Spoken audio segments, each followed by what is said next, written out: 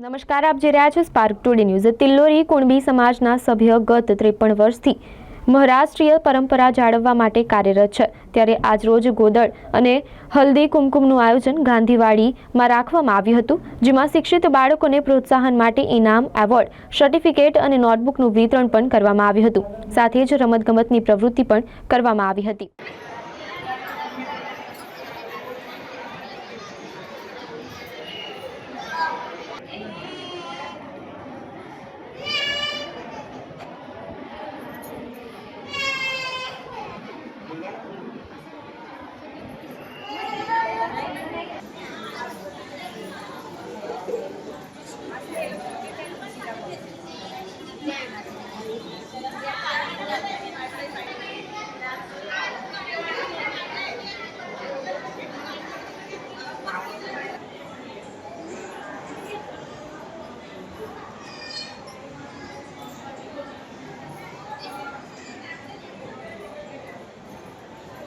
નમસ્કાર, શ્રી તિલોરી કુંડલી સમાજ તરફથી હું ઉપપ્રમુખ મયુરી સુર્વે અને અમારા પ્રમુખ સ્મિતા માંડવકર આપણા સૌનું સ્વાગત કરીએ છીએ।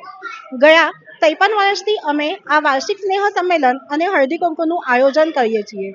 સૌભાગ્યવતીઓને વાણ આપીને અમે એમને વધાવીએ છીએ અને આ વર્ષે પારંપરિક રીતે અમે ગોંધળનું આયોજન કર્યું છે। એમાં દેવી દેવતાની બોલાવવાની પ્રથા છે, તો એ બધા સુધી પહોંચે અને છોકરાઓને અને બાળકોને એ શું હોય છે એનું મહત્વ ખબર પડે એ માટે અમે એનું આયોજન કર્યું છે। એટલું જ નથી, અમારા સમાજમાં બાળકો માટે શૈક્ષણિક એવોર્ડ અને બીજી પણ બધી પ્રવૃત્તિઓ થાય છે અને એનું પણ અમે આયોજન કર્યું હતું।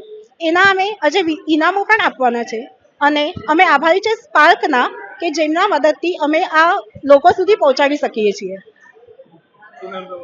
મયુરી સુર્વે।